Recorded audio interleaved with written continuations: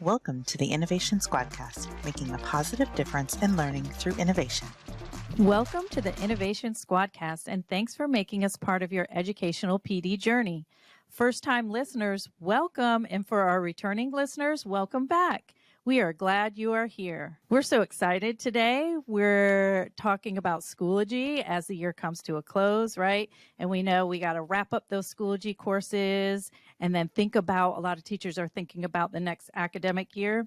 So today we're going to talk about some tips and tricks and how we can help teachers maximize their efficiency and effectiveness. So we'll be talking about organizing course materials, analyzing student performance, streamlining grading processes, and then some.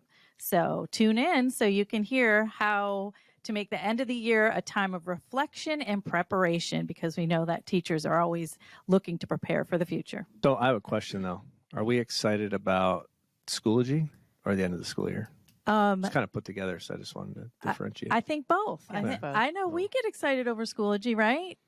I mean, the end of the school year. The end of the school year more. But, yeah. Okay.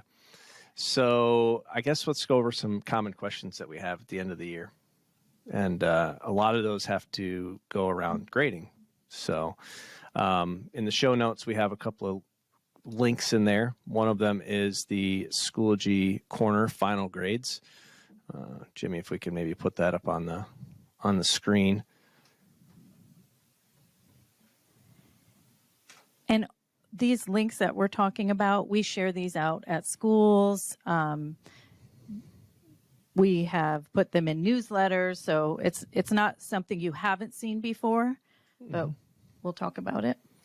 So the big one is dates. When we get to the end of the year, just like when we got to the end of semester one, exam dates have to be, and this really isn't even a Schoology thing. This is PowerSchool has always said that there have to be specific dates on those exams. So for this year, you want to make sure that your final exams are dated 5/28 or 5/29 in order to ensure that they go into the proper place when it comes to PowerSchool, which would be your E2 term. And then the other one that we get questions on too is when we're comparing between Schoology and PowerSchool, which grade column in the Schoology gradebook is the one that I'm supposed to be seeing in PowerSchool. And at this time of the year, one, you got to make sure quarter four is good. Because if quarter four grade isn't accurate, then the final grade is going to also be inaccurate as you would expect it. So first thing, Schoology gradebook, the calc column should be what you see for Q4. Once you verify that that's good, then you can switch in PowerTeacher over to F1 and then compare what Schoology calls the overall calc column. And Jimmy, as you're scrolling down, you'll see here that for some teachers, they may be choosing to hide the overall grade in Schoology, and that's fine. But you definitely want to be verifying that F1 and overall calc are the two that you're comparing for this time of the year. And if it was good for P4, then more than likely you're pretty good. Yeah. So as long as you're good for P4, then the other dates should be okay as long as you have a due date in your assignments. And don't forget, we will have our Schoology Google Meet, the help desk running 8 to 4 Monday through Friday until the end of the year. So you don't have to wait till the end of the year if you're kind of checking some grades now just to see if they're syncing and if they look good, hop on the Google Meet if you have questions. Yeah, don't wait, especially if you're high school, because a lot of those for graduation and things like that tends to be a little bit more stressful marking term given it's the end of the year and graduation is impacted by that. So the other document that we have in there is the Schoology end of quarter wrap up, just a guide to walk you through step by step what you should be doing, not just for the end of quarter four or end of school year, but each and every quarter that ends. These are the things that you should be doing. So this document's been sent out before, so revisit this. Linked in the show notes.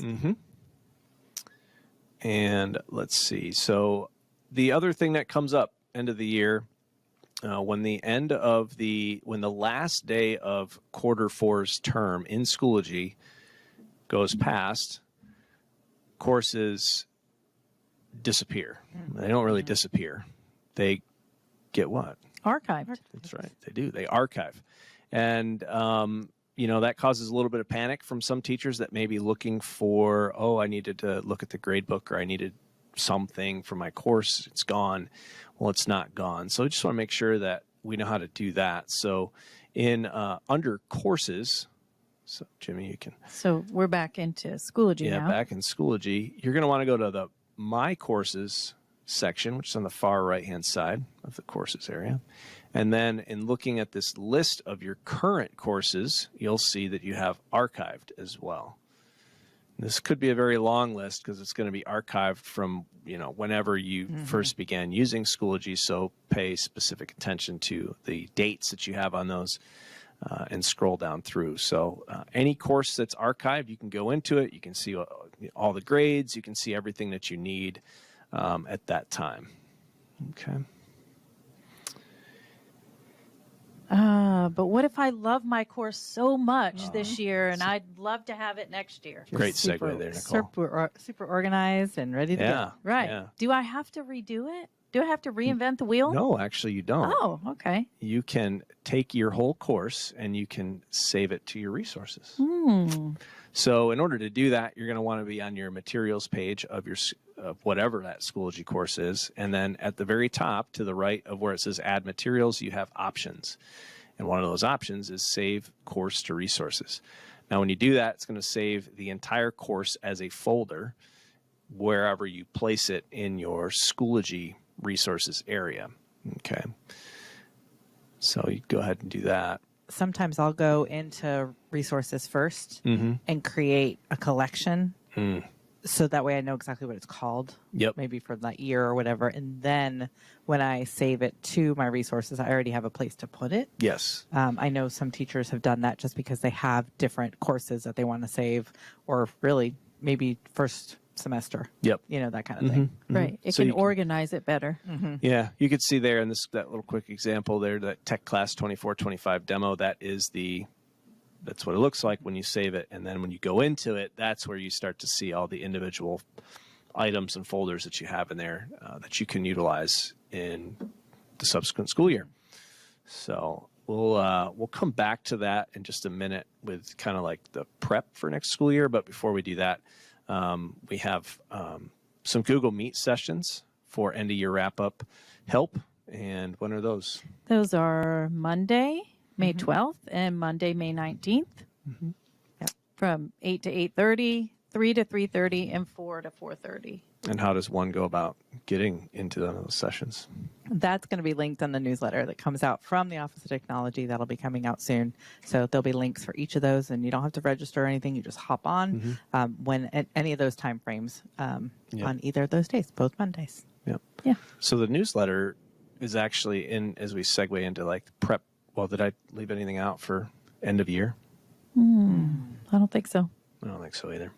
How So about- yeah. Go ahead. segueing into prep for next year with newsletters, definitely make sure that you're keeping an eye out for those. Those are sent out. Well, Pam, you're really the magic behind the newsletter. A lot of the times we'll have, like this one is from the Office of Technology. Otherwise, we have them monthly in the coach newsletter, and then coaches will share them out with their teachers. So we've got kind of a combination. Otherwise, we do our Office of Technology one, a few times a year? Just depends. This we're just doing the end of the year one from technology. Yeah. Yeah. So those are important. Be on the lookout for those. We will too often hear, I didn't know about that kind of comments when talking to people. And we say, well, what do you mean you didn't know about that? It was in the newsletter. So be looking for a newsletter coming out on a regular basis from at least our team. And it has things like a lot of the Schoology information, reminders of things that you're supposed to be doing, and updates. Because when we go away over the summer, Schoology is going to continue to develop the product. And I know that they have some pretty significant improvements or enhancements coming out for fall. So the newsletter would be a good place to get that information about some of those changes. And we don't always improvements. all this information, sometimes we'll just send it out to our contacts as like a tips and trick or end of the semester, guidelines. So make sure you're looking for other things besides just newsletter as well. We also post them in our BCSD Tech Connection. And so if you're not already a part of that, we'll have that linked in the show notes where all you have to do is click it, join, and then give, the code will be in there so that way you can join, because that will stay. We'll keep that for next year. So that way we're not having people get back into a course. Yeah, that's your one-stop shop for exactly everything that at least our team here is supporting you with. Yes. So, all right. So in prep for next school year, a lot of teachers like to get ahead of the game, come back before the kids come back and get some materials prepped inside of Schoology. And the question comes up, but my courses aren't in Schoology. So how am I supposed to prepare materials for courses that don't exist in Schoology yet? Because those courses don't typically come out until the schedules are done and PowerSchool gets all that information into Schoology. So what could you do?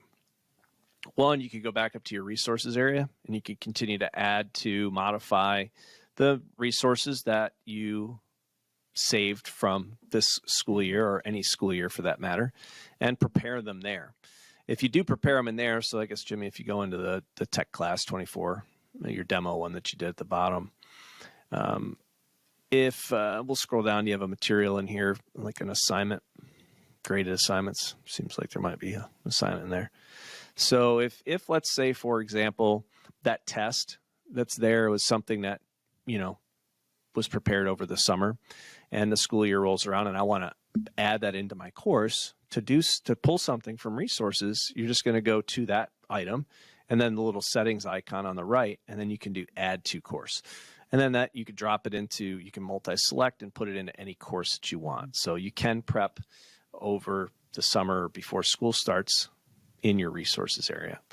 The other thing that you can do as well is you can develop a course, a new course, and you could start to build that course out. And then when your courses come in, you can copy things. Yep, when they come in from PowerSchool and get created in Schoology, you can then go to the course that you're using to kind of template things out, and you can have the same add to course option to push them over into other courses. So I like that way just because it looks exactly the way it would look if you had a course.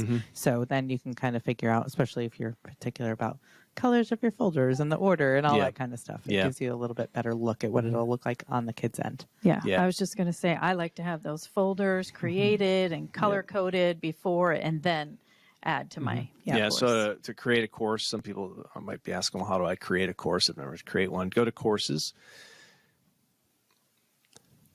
And then you're going to go back over to My Courses, and then on the right-hand side in My Courses, there is a blue button that says Create a Course. So you would create a course.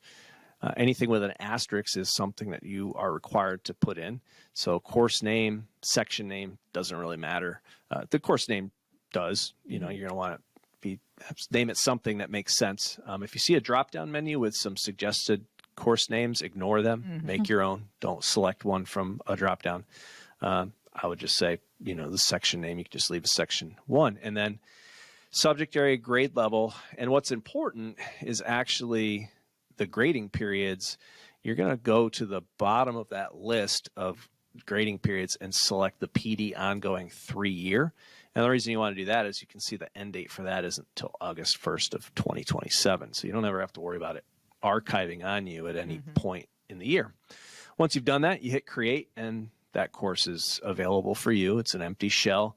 You can start to pull things in from your resources or create things that are new, but it is a course that looks exactly like the courses that will soon be synced from PowerSchool. What else? What else we got? I think we touched on all the important end of the year Schoology tips and tricks. What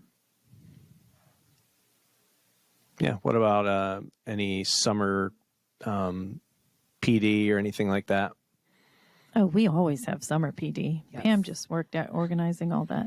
There is going to be one of the summer, but they won't be available until July 1st. One of them is a Schoology implementation course, which we've had every year since we started. So we do have that for people that are brand new to it, brand new teacher or anything like that, or just new to the district. That will be available July 1st. That's really the only Schoology one that I think we have. Okay. But yes, so there will be one, and it is also going to be on the newsletter that'll come out here shortly. Cool. Very good. Yeah. Well, I think that's it for end of the year Schoology related / Power School related items. So always Remember, if we didn't touch on anything that you have questions about, just join the meet. Yep. Or on those sessions on the 12th and the 19th. Yep. 30 minutes. You can ask questions. We can get you organized for the end of the year and the beginning of next year. exciting, Even if you but don't stressful have time of the year. So let us questions help you. and you're listening to what the other person on there is asking for 30 minutes, yes. it might be something you're like, oh, I needed to do that. So I'm glad I popped on here. So Yes. Don't forget that we still have the Innovation Squadcast PD available, and that is also linked on the show notes. You can click on that. For every 2 episodes, you get a credit of the after listening to the podcast and filling out a form. And you can still register into Unified Talent, and that will be wrapping up here shortly, but I think at the end of the month. So if you want to get some PD credit for listening, do that in the next, I guess, couple weeks. as always, if you have anything to share and add to the podcast, please feel free. Reach out to one of your ILCs. We'd love to hear if there's some tip or trick that you always use with your school that we didn't mention, and we can add it in maybe for another time or into the show notes. So And reach out. Don't forget, subscribe to our podcast on YouTube, Spotify, or wherever you get your podcast. And we want to hear from you. And then until next time, keep innovating.